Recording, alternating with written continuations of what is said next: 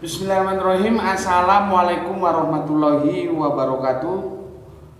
Kali ini Gus Betik kedatangan tamu ya. Ini seperti gue bilang kan, gue gak partisan. Siapa saja gue kasih ruang di sini untuk menyampaikan aspirasinya, dan inilah suatu sumbangsi yang bisa aku lakukan untuk negeriku ya, supaya kalian nanti tidak membeli kucing dalam karung atau karung ada kucingnya ya. Jadi benar-benar tahu. Nah, supaya kalian tahu dari 3 pasangan capres dan cawapres ini ya, kita perlu menggali informasi. Nah, saat ini nanti Masnya biar memperkenalkan dirinya ya. Saat ini adalah supporternya dari 01 ya. 01 Anies Baswedan, betul? Iya. Nah, nanti gak nutup kemungkinan kalau misalkan ada dari 02 atau 03, monggo bisa hubungi Gus Betik dan akan aku kasih ruang dalam channel YouTube ini dalam Politik Embongan. Oke, sekarang saya mau tanya dulu, Masnya namanya mungkin bisa dikenalkan. Oh iya. Assalamualaikum warahmatullahi wabarakatuh. Waalaikumsalam. Merdeka. Merdeka, merdeka. Sugeng Rahayu Wilujeng kepada sahabatku, saudaraku, apapun agama dan kepercayaannya, di seluruh kepulauan, kota dan kabupaten di Indonesia, bahkan di seluruh dunia. Kenalkan, nama saya Haris Budi Kuncahyo. Saya panggilan saya ada 2 panggilan saya memang. Jadi kalau di teman-teman Nahdien manggil saya Gus Haris, tapi kalau di kalangan teman-teman Muhammadiyah saya dipanggil Ustadz Haris. Kalau di kalangan teman pergerakan saya dipanggil Bung Haris. Jadi saya alhamdulillah dengan izin Allah, saya dulu eksponen FAMI, Front Aksi Mahasiswa Indonesia. Tahun berapa itu? Tahun 90-an. Berarti ya, belum reformasi ya? Ya, sebelum reformasi. Kemudian alhamdulillah dengan izin Allah, karena saya bergabung di jaringan pergerakan di berbagai kota, kemudian saya mendeklarasikan dengan teman-teman lain se-Indonesia PENA 98, Persatuan Nasional Aktivis 98. Kemudian kita angkat sekjennya Adian Napitupulu. Nah, PENA 98 itu sejarahnya netral, tidak mendukung calon presiden dan wakil presiden siapapun. Kalau kemudian berita yang mutakhir ini PENA 98 kemudian untuk mendukung salah satu pasangan calon, itu yang salah. Tapi biarlah kesalahan itu biar dikritik oleh zamannya, oleh peradabannya, dan saya tidak ambil pusing untuk mempersoalkan itu. Yang jelas PENA 98 lahir tidak untuk mendukung salah satu partai dan salah satu calon presiden dan wakil presiden siapapun. Itu adalah Persatuan Nasional Aktivis 98. Oke, sebentar, aku konfirmasi. Terus bagaimana itu si Adian itu yang orangnya hitam-hitam itu toh? Ya, itu beliau kan ada di PDI Perjuangan. PDI. Ya, jadi kemarin sebentar. Ya, oke, siap. Si yang agak gendut-gendut itu si Hamzah siapa ya? Dulu dari PKS terus bikin partai Gelora itu. Oh, Fahri Hamzah. Itu kan ada di 02 ya? Ya, Fahri Hamzah di Gelora mendukung Pak Prabowo dan Mas Gibran. Nah, ya. itu gimana ceritanya? Katanya eksponen 98 juga. 98 ya. Itu kan anak 98 tuh. Iya, bahkan sekarang ini kan lahir juga. Sebentar, si Pami anak 98 kan? Iya, 98. Berarti kan Fahri ya? Iya, Fahri Hamzah. Iya.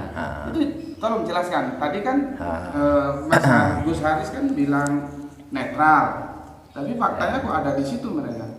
Jadi begini, kalau saya hanya berkomentar bahwa organisasi yang kita deklarasikan tahun 2007, PENA 98, Persatuan Nasional Aktivis 98 itu lahir tidak berafiliasi dengan partai politik manapun dan calon maupun wakil presiden siapapun. Jadi itu adalah organisasi yang kita dirikan bersifat multi status dan multi karakter dan juga multi latar belakang dan multi agama dan kepercayaan. Jadi itu teman-teman aktivis 98 yang waktu itu punya satu tekad untuk menghentikan rezim Orde Baru dan untuk merubah politik Indonesia yang dalam ketakutan dan intimidasi saat itu. Nah, kalau kemudian berita-berita mutakhir ini Pena 98 untuk mendukung Ganjar Pranowo, itu menurut saya itu salah. Karena Pena 98 lahir tidak untuk mendukung calon presiden dan calon wakil presiden siapapun, dan tidak menjadi bagian dari partai politik manapun. Nah, kalau kemudian oknum-oknum di Pena 98 mengarahkan Pena 98 untuk mendukung Ganjar Pranowo, itu sudah salah. Tapi biarlah salah itu dibaca oleh sejarah. Ya, termasuk ini kan akhir-akhir ini Bupati Sanusi memberikan anugerah penghargaan kepada inisiator dan perumus Hari Santri Nasional di Kabupaten Malang. Itu menurut saya juga salah. Karena di sana ada oknum-oknum yang diberi penghargaan yang menurut saya itu tidak terlibat di dalam menginisiasi dan merumuskan Hari Santri Nasional. Karena saat itu yang mengetik dan yang menyusun serta merumuskan itu saat itu adalah Gus Torik, Pak Jokowi, waktu itu belum jadi presiden ya, Pak Jokowi, kemudian saya, kemudian Ahmad Basara, kemudian Gus Kandar.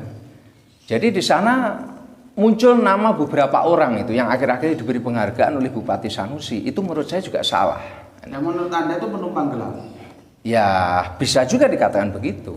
Jadi kalau kasus Pena 98 dibuat mendukung salah satu presiden tadi, itu juga membelokkan sejarah. Terus yang dua nama tadi, si Adian sama si Hamzah itu gimana? Fahri Hamzah. Oh ya. Jadi gini, kalau Fahri Hamzah waktu itu kan di KAMI, Kesatuan Aksi Mahasiswa Muslim Indonesia. Dia termasuk deklaratornya kami. Jadi kalau di Pena 98, Fahri Hamzah tidak ikut mendeklarasikan. Cuman mereka memang eksponen juga pergerakan 98 saat itu ya. Jadi kalau kita memang waktu itu banyak teman-teman dari komunitas Cipayung ya, dan juga organisasi-organisasi bentukan menjelang jatuhnya rezim Orde Baru saat itu.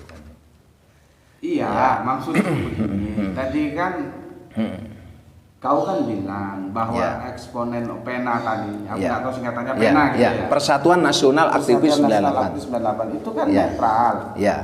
Tapi faktanya kan si Fahmi dia mendukung 02. Si Fahri Hamzah.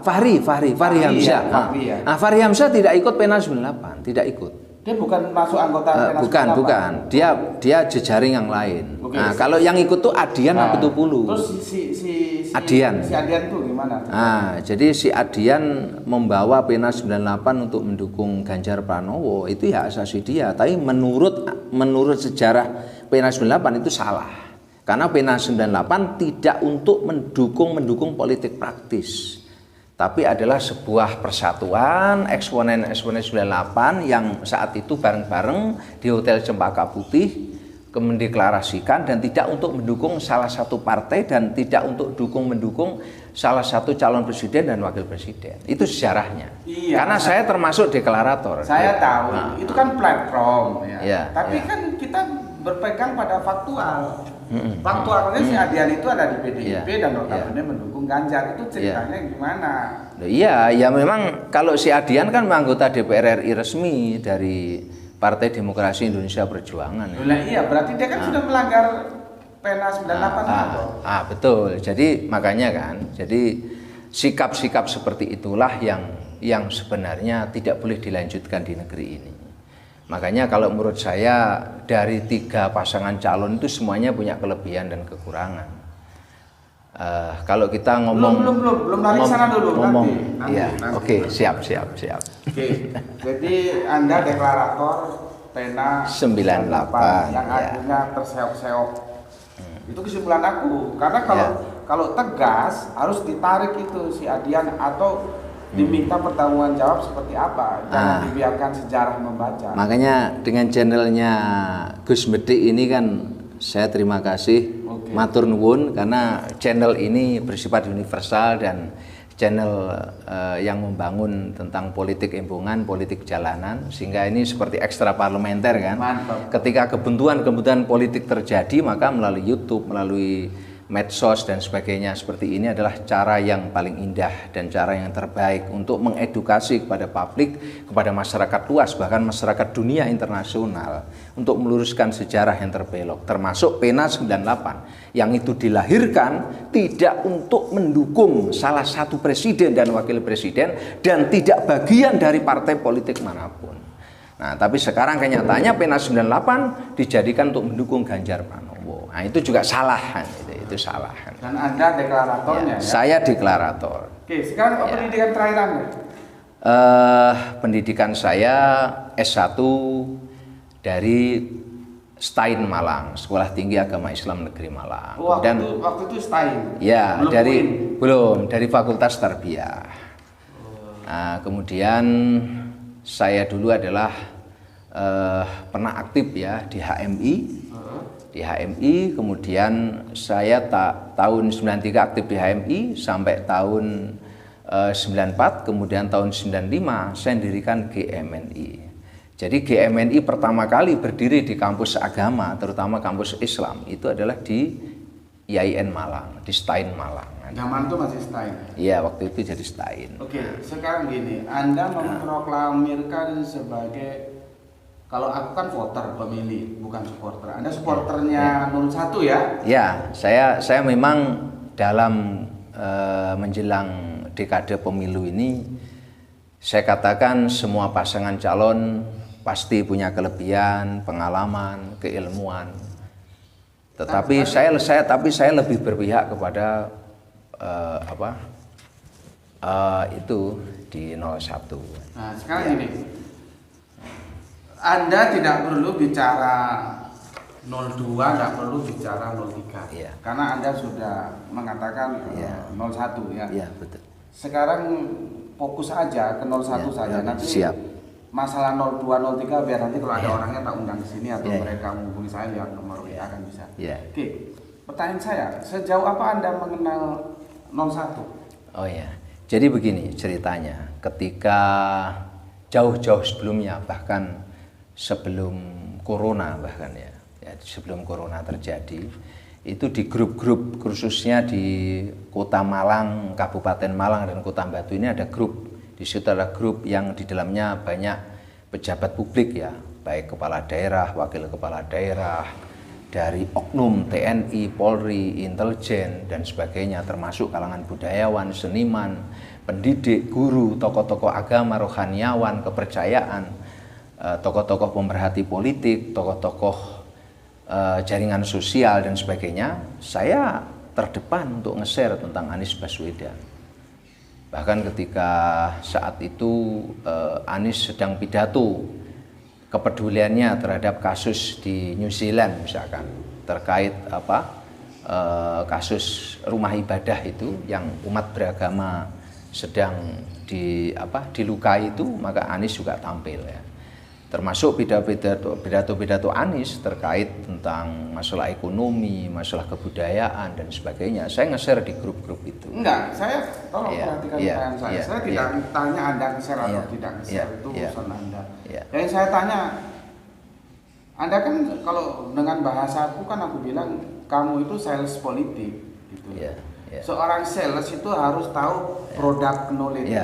Jadi nggak mungkin dia menjadi sales yang baik kalau nggak tahu tentang produk. Jadi begini. Sebentar, perhatikan dulu, dengar pertanyaan saya. Saya kan, kamu kan mau menjual Anies. Saya tanya dulu, sejauh apa kamu Anies itu siapa gitu loh? Jadi begini, ketika Anies mendapatkan isu didukung oleh kelompok radikal, kelompok ekstrim kanan, yang di dalamnya kelompok-kelompok agamawan garis keras macam-macam, maka kita lihat fakta ini ya yang diakui oleh publik ya, bahwa di Jakarta beliau wujudkan bahwa Anies bukan seperti itu. Anies adalah sosok yang mencintai kepemimpinan berbasis keadilan. Jadi Anies tidak pernah mempersulit birokrasi, kemudian berbagai rumah ibadah yang selama ini tidak bisa didirikan, bisa didirikan. Baik itu punyanya Islam sendiri, non-Islam juga ya. Jadi Jadi banyak video-video sudah berkembang di mana-mana bahwa Anies adalah sosok yang merangkul. Nah, itu yang menjadi kata kunci kenapa saya kemudian simpati kepada beliau. Anies menghadapi pluralitas kebinekaan di negeri ini yang berbagai agama dan kepercayaannya tumbuh dan kemudian berbagai karakter. Maka Anies dalam menyelesaikan persoalan kebangsaan, kerakyatan, dia merangkul, bukan meningkatkan konflik. Itu wataknya Anies. Dan ini menurut saya ya inilah yang dimaksud Bhinneka Tunggal Ika Tanhana Makruah. Karena dengan duduk bersama, dialog intelektual, membuat diskursus ilmiah, mendahulukan berpikir dengan keilmuan daripada emosi, daripada saling menyalahkan, saling menghujat. Ini luar biasa kalau ini kemudian menjadi tradisi dari leadership kebangsaan ini kan itu. Itu baik itu di ranah Anies memimpin gubernur maupun Anies memang saat itu dia harus menghadapi juga berbagai klan-klan sosial politik yang ada di Jakarta, karena waktu itu beliau jadi gubernur diawali dengan beberapa peristiwa sebelumnya kan begitu. Terus kok Anda kan mau menjual Anies, ya, misalkan Anda jual Anies ke aku, saya tanya apa sih nilai apa yang kamu jual bahwa supaya aku itu bisa tertarik pilih Anies, itu sisi mana sih? Jadi saya sebenarnya sederhana saja, apa yang dia sampaikan rekam jejak itu memang kenyataan bahwa Anies membuat rekam jejak yang luar biasa. Ada beberapa situs-situs yang itu konon mau dihilangkan situs itu, padahal situs itu sudah bertahun-tahun, bahkan sebelum negeri ini merdeka sudah ada situs itu. Beliau termasuk yang menyelamatkan situs itu, termasuk beberapa rumah tradisi dan yang ada di Kabupaten Ponorogo misalkan. Termasuk beliau juga yang mendorong kesetaraan antara pemeluk agama dan kepercayaan untuk hidup di negeri ini. Termasuk beliau yang saat itu beliau jadi Menteri Pendidikan dan Kebudayaan. Dan secara heresografik bahwa keluarga besar Anies Baswedan, kakeknya terutama, yang sekarang menjadi pahlawan nasional itu, dia terbiasa di depan Bung Karno juga menggunakan pakaian adat tradisi Jawa. Artinya kehidupan Anies yang menyukai pagelaran wayang kulit, seni budaya dan sebagainya, termasuk dia bisa berbaur dengan berbagai kalangan itu, memang ya demikian. Anies dia dibesarkan di lingkungan masyarakat Jawa yang plural, masyarakat Jawa yang akomodatif, yang heterogen, yang akseleratif dengan berbagai warna dan karakter budaya di Jawa Tengah, di Jogja kan. Kalau ada satu pertanyaan, ya, misalkan pertanyaan kenapa sih harus milih Anies kalau nggak milih yang lain? Oh ya, jadi begini, kalau konsepsi penguatan keadilan menjadi tujuan untuk merubah Indonesia yang lebih baik, bagaimana mungkin perubahan itu akan terjadi kalau kita kemudian memilih pemimpin yang masih berbau rezim yang berkuasa. Jadi tanda kutip yang berbau rezim hari ini pasangan 02 maupun pasangan 03 masih kuat bagian dari lingkaran rezim yang berkuasa hari ini. Sedangkan Anies Rashid Baswedan dia sudah keluar dari kementerian, dia sudah nggak jadi gubernur lagi. Bahkan Cak Imin pun dipersoalkan beberapa kasusnya ketika dia sudah menggandeng dengan Bang Anies Rashid Baswedan. Nah, ini artinya bahwa warna perubahan, inklusi dan juga motivasi untuk merubah bangsa ini yang lebih baik itu kalau kacamata hati saya dan publik mungkin melihat bersama-sama bahwa pasangan 01 itu lebih mengedukasi, lebih meyakinkan dan menjadi harapan besar untuk merestorasi bangsa ini. Dan bagaimana seperti dialognya dengan Ustadz Abdus Somad misalkan, bagaimana orang-orang yang masang banner, masang spanduk, yang ikut berkampanye tentang Mas Anies itu dia tidak mendapatkan apa-apa. Dia memang ingin perubahan di negeri ini kan begitu. Termasuk kemarin waktu ada acara di beberapa daerah di Jawa Timur, itu Androidnya, videonya suruh menghidupkan, agar menghidupkan rame-rame kemudian diviralkan di seluruh jejaring medsos misalkan. Nah itu kan cara beliau untuk amanah terhadap apa yang dia ucapkan. Nah, sehingga negeri ini adalah butuh orang yang jujur, butuh orang yang pro penegakan hukum, butuh orang yang berkeadilan, tetapi yang mendamaikan, yang memahami karakter budaya, yang kemudian juga lebih banyak merangkul, kan begitu ya. Karena kalau menurut yang saya mengerti bahwa demokrasi Pancasila, kekuatan penataan bangsa dan negara di bawah politik Pancasila itu kan menurut saya adalah merangkul, bukan mencerai-beraikan, bukan meningkatkan konflik, bukan pro dan kontra. Makanya ketika Anies ditanya tentang masalah IKN oleh Bang Ganjar waktu debat presiden, masalahnya bukan pro IKN atau kontra IKN, tetapi bagaimana sejarah IKN itu dimengertikah oleh publik, terlegitimasikah oleh kekuatan publik, yang publik itu terdiri dari agamawan, rohaniawan, politisi, ekonom, ahli pengelolaan negara, ketahanan negara, kelompok-kelompok ormas, kelompok-kelompok pemuda dan sebagainya. Seakan-akan IKN itu ya ini maaf tanda kutip, kalau saya lihat kok menjadi little perspektif, menjadi perspektif kecil, bukan society perspektif, bukan perspektif publik, bukan perspektif masyarakat luas.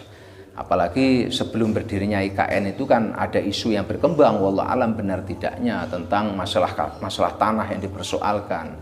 Ada indikasi tanah kerajaan Kutai mungkin bagaimana dan bagaimana, itu kan perlu pembuktian secara hukum juga. Jadi Bang Anies sebenarnya bukan antipati pro atau kontra, pro IKN atau menolak IKN, tetapi bagaimana sejarahnya IKN itu. Seperti 40 kota misalkan, ketika Bang Gibran mempersoalkan Anda menolak IKN, tapi sekarang ngomong 40 kota, kan itu.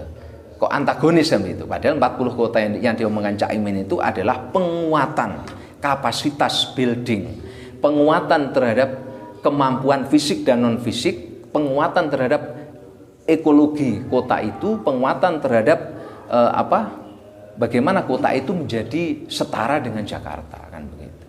Jadi seperti kemarin waktu disampaikan di Pantura itu, Bang Anies juga ngomong tentang Madiun misalkan. Madiun ini kan perlu juga dijadikan kota metropolis seperti Jakarta. Ya otomatis ketika fasilitas fisik dan non fisik sebuah kota itu disetarakan dengan Jakarta, maka otomatis masyarakat sekitarnya juga akan terbangun, akan terjadi inkubasi ekonomi, akan terjadi mobilitas perekonomian masyarakat, dan juga macam-macam, termasuk tidak meninggalkan kearifan lokal, karena di 40 kota lebih itu masing-masing daerah memiliki kearifan lokal. Terus bagaimana tentang Hankam misalnya, tentang Hankam? Iya. Kita punya masalah pertahanan terkait dengan masuknya Cina, kan? Iya. Dan jumlahnya juga sekarang nggak terkontrol, ada berapa ribu, berapa juta, kan? Siap. Karena nggak terkontrol. Itu siap. Misalkan kalau dia berpuasa terus mau gimana? Sekarang kita tahu bahwa kasus di mana Morowali, termasuk di Halmahera itu ya, Cina banyak yang masuk di sana misalkan. Itu di rezim siapa? Kan rezim hari ini rezim Jokowi.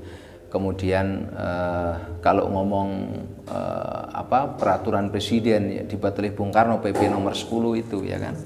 Nah, seperti itu. Nah, sekarang sikap Bang Anies Baswedan, Bang Anies Rashid Baswedan sudah ditunjukkan loh di Jakarta. Pada saat penggagalan proyek reklamasi itu udah jelas bahwa proyek reklamasi yang belum diamini oleh seluruh anggota dewan di Jakarta, belum menjadi kebijakan publik yang legitimate, sudah digelontorkan, bahkan sudah dipasang tiang pancang. Lah itu oleh Bang Anies digagalkan. Bahkan di video itu Bang Anies hendak disuap berapa ratus miliar itu, beliau tolak, ya kan?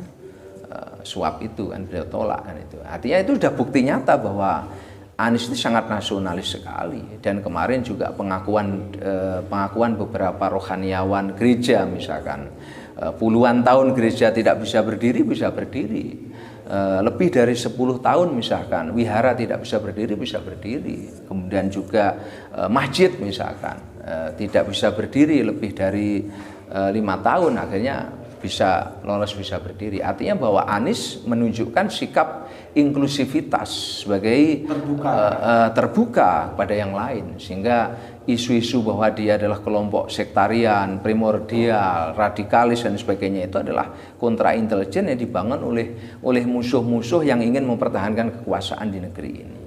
Sehingga kalau negeri ini ingin berubah, maka pemimpin yang mempunyai etika, jangan pemimpin yang melanggar etika, dan kemudian juga pemimpin yang tidak serakah. Karena apa? Mengapa kemudian amandemen undang-undang itu dibuat seperti itu, agar kekuasaan itu tidak terus-menerus. Kita tahu kebaikannya rezim Orde Baru akhirnya tertutup dengan tanda kutip keserakahannya sudah bertahun-tahun tidak mau lengser itu. Haruskah kemudian tipologi rezim Orde Baru terulang? Kita ini teriak, wahai si fulan, kenapa Anda memimpin seperti Orde Baru misalkan?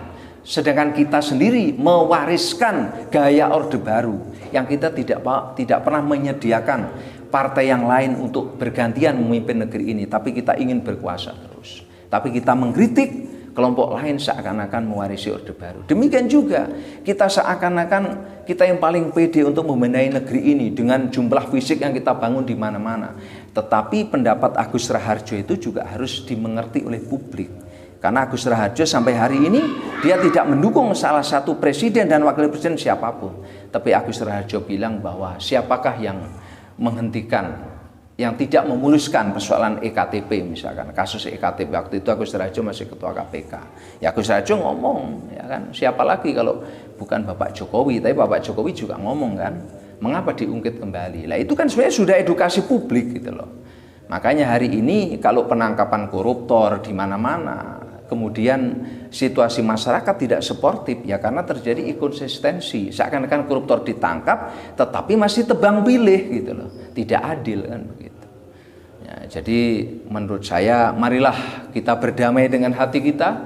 Marilah kita menjaga kedalaman spiritual dan hati nurani kita masing-masing, apapun agama dan kepercayaan kita, untuk mencari solusi yang terbaik untuk negeri ini.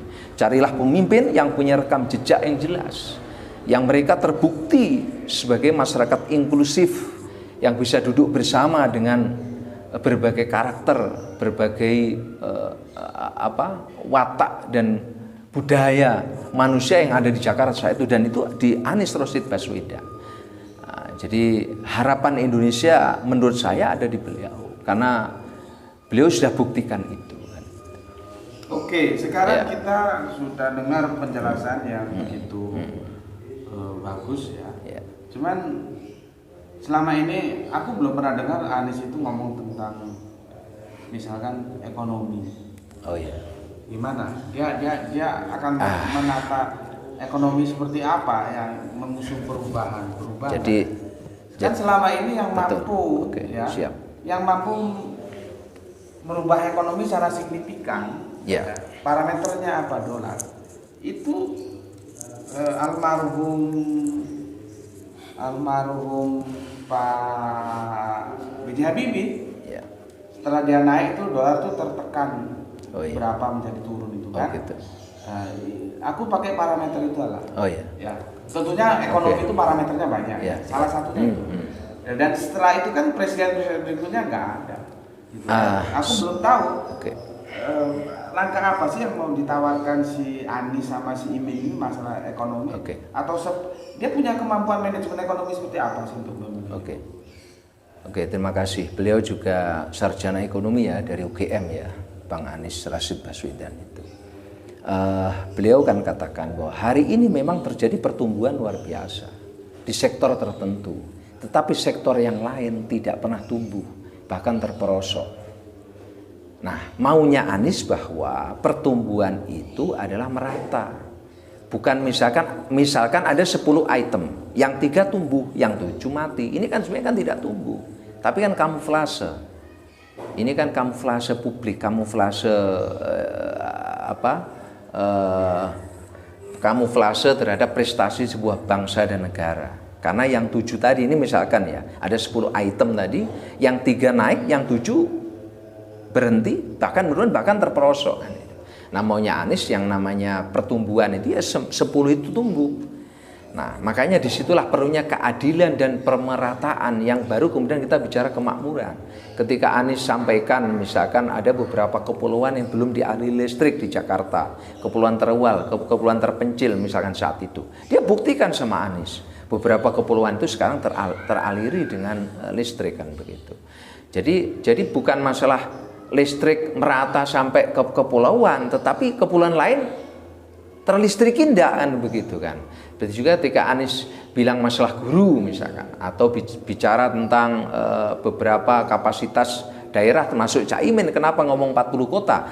Kalau kita kemudian membuat IKN di Kalimantan yang hebat menjadi ibu kota negara Nusantara yang hebat maju, sedangkan kota-kota yang tetap seperti itu, ya sama aja gitu ya. Artinya sentralisasi mobilitas ekonomi itu terjadi. Maka kalau menurut saya parameter keadilan itu terjadinya desentralisasi.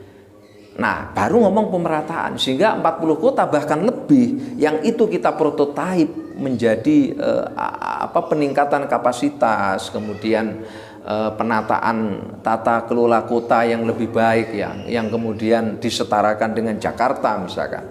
Nah, itu luar biasa, otomatis mobilitas perekonomian akan terangkat. Baru kita ngomong tentang survival bangsa ini. Nah, dan itu diperlukan pemimpin yang tidak korup, pemimpin yang tegak lurus, pemimpin yang kemudian tidak reaktif, yang tidak gampang emosi. Saya sepakat dengan pendapatnya Jenderal Fahru Rozi. Bagaimana pemimpin itu cepat emosi bisa memimpin rakyatnya kalau dia gampang emosi, gampang reaktif, gampang tersinggung kan begitu ya. Nah, demikian juga pemimpin itu tidak cukup tegakkan hukum secara tegas tetapi tidak tuntas. Tegakkan hukum tapi tidak tuntas kan itu. Nah, jadi sekarang ini kan banyak orang ngomong tegakkan hukum, bela hukum, kuatkan hukum, supremasi hukum. Tapi seakan-akan ada dugaan untuk kampanye, untuk melegitimasi diri. Tapi hukum juga tidak ditegakkan. Itu pun juga ceritanya masih pakai sinyal-sinyal, belum terbuka padanya. Nah, jadi hari ini perlu kita bermuhasabah, berintrospeksi, dan kita memohon petunjuk dari Tuhan Yang Maha Kuasa agar ketakwaan itu ada di para pemimpin di negeri ini, termasuk mudah-mudahan pasangan Anies Rashid Baswedan dan Muhaimin Iskandar ini diberi kekuatan, ketakwaan di dalam hati dan pikirannya. Seberapa Anda punya konfidensi ya bahwa apa yang Anda sampaikan itu akan bisa direalisasikan sama Anies? Kan dia nanti juga akan berbenturan dengan hal-hal lain. Kan sudah saya katakan sejak awal bahwa Anies itu sikapnya merangkul. Nah, sekarang di YouTube banyak sekali tuh lintas agama dan kepercayaan di Jakarta, semuanya merapat ke Anies dari berbagai koloni-koloni masyarakat. Nah, itu karena Anies sikapnya merangkul. Ketika ada perbedaan di masyarakat, ketika ada persoalan-persoalan yang terjadi di masyarakat, Anies lebih menyukai duduk bersama, diskusi, mendeteksi. Iya, aku tahu. Duduk bersama itu. Masalahnya begini, kan tadi belum tuntas. Kita Hankam dan ekonomi itu akan terkait. Hankam, misalkan sekarang gue tanya, ada berapa jumlah Cina yang ada di Indonesia? Itu kan belum tercatat dengan jelas loh. Ada berapa? Itu kan kejahatan masa lalu dari pemerintahan masa lalu, kalau boleh dikatakan begitu ya. Karena ngapain ngambil dari luar, orang lainnya sendiri butuh pekerjaan kok ngambil dari luar ya. Itu kan sesuatu kejahatan masa lalu, dan belum lagi itu akan mengganggu pertahanan keamanan toh. Ya kalau mereka terus nanti di sini ngapa-ngapain kan juga menjadi masalah juga. Jadi begini. Sebentar, mampu nggak Anies mengembalikan Cina-Cina itu?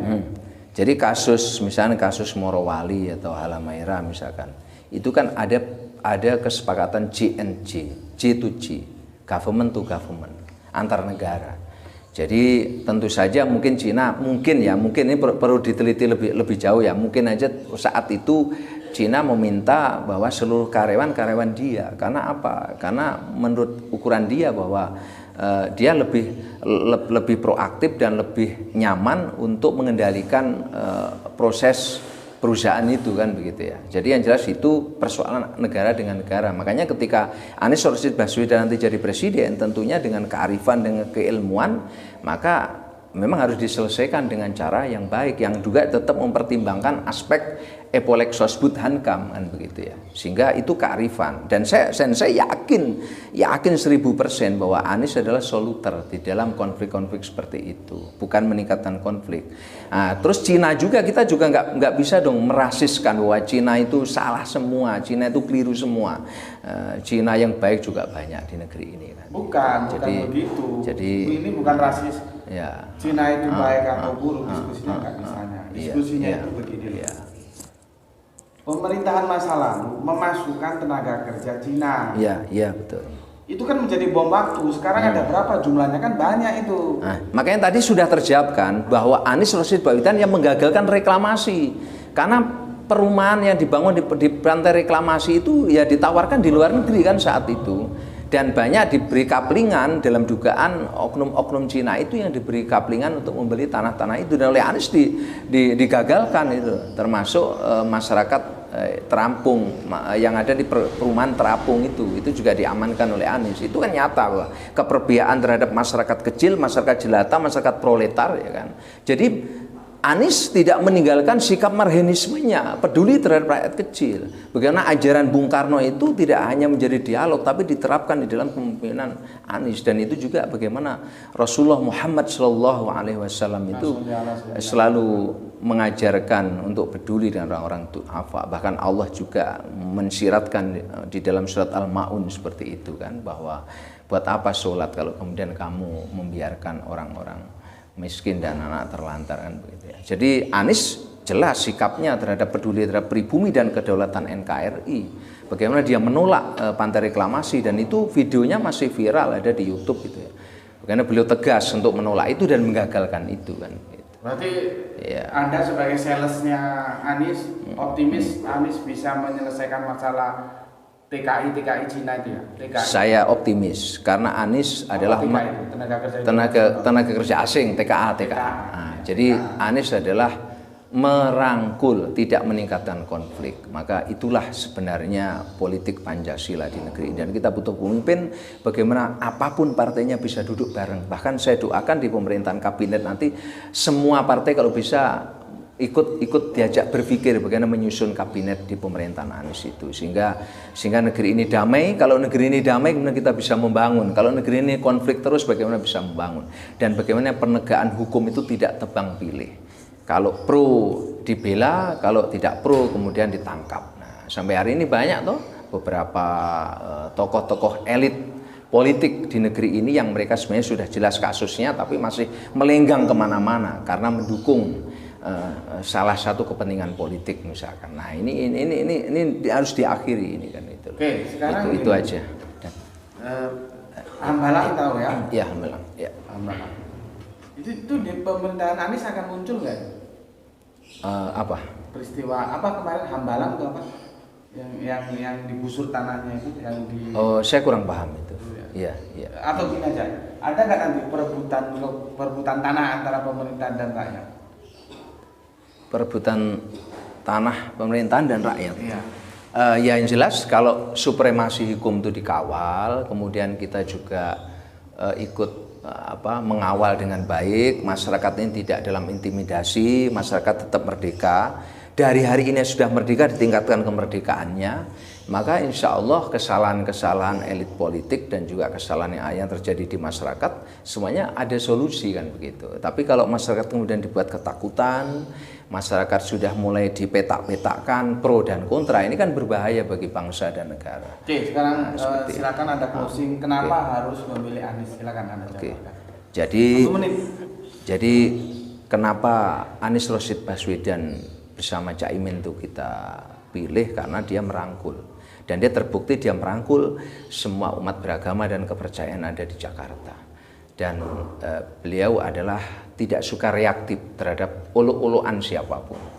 Dia tidak mengejar olok, tidak saling membalas olok. Nah itu perlu ke depan semuanya bisa duduk bersama, saling berdamai, saling mencari solusi. Karena di negeri sudah terlalu banyak orang pintar, sudah banyak profesor, sudah banyak doktor ya kan. maka tinggal duduk bersama bagaimana mencari jalan keluar yang terbaik. Dan kenapa saya katakan demikian? Karena Anies Rashid Baswedan tidak meninggalkan kaum budayawan, kaum seniman, orang-orang yang bagaimana mengajari kehidupan berpolitik dengan politik yang berbudaya. Jadi tidak hanya sekedar politik riang gembira, tetapi politik yang berbudaya, politik yang beretika. Dengan politik yang beretika, politik yang merangkul, politik yang mudah mendengar satu, dan dia katakan dia masih pembelajar dia. Jadi ketika Anies masih pembelajar, masih terus belajar, maka ketika dia selesai jadi gubernur pun Bang Anies masih menghadap dengan ke Bapak Jokowi kan begitu. Itu artinya etika itu. Nah, ketika pemimpin ini masih beretika, saya yakin ke depan sekonflik apapun negeri ini bisa diselesaikan dengan duduk bersama. Karena semua adalah saudara kita, apapun partai, apapun agama, apapun kepercayaan, apapun ormas, semuanya itu saudara kita. Kita rugi besar kalau dengan pemilu ini kita bercerai-berai, bertikai dan saling berantem. Sudah saatnya kita pilih nomor satu dalam rangka apa? Untuk membangun negeri ini yang lebih baik, yang damai, yang tidak mudah saling menyalahkan dan merendahkan siapapun. Istilahnya bahasa Jawa, menang tanpa ngasoraki. Oke, terima kasih. Terima kasih juga. Itu kawan-kawan, tamu terhormatku, Mas siapa tadi? Haris, ya. Sebagai dia terang-terangan bablaan ngomong sebagai supporternya Anies dan telah memaparkan. Sekarang Anda tahu dari penjelasan beliau siapa itu Anies. Silahkan nanti apakah Anies termasuk masuk nominasi yang Anda pilih atau tidak, ya. Tapi sekali lagi aku kasih tahu bahwa ini tidak partisan. Sekarang Anies, mungkin besok ada yang datang supporternya siapa? Si Bowo, monggo silakan. Si Ganjar juga silakan ya.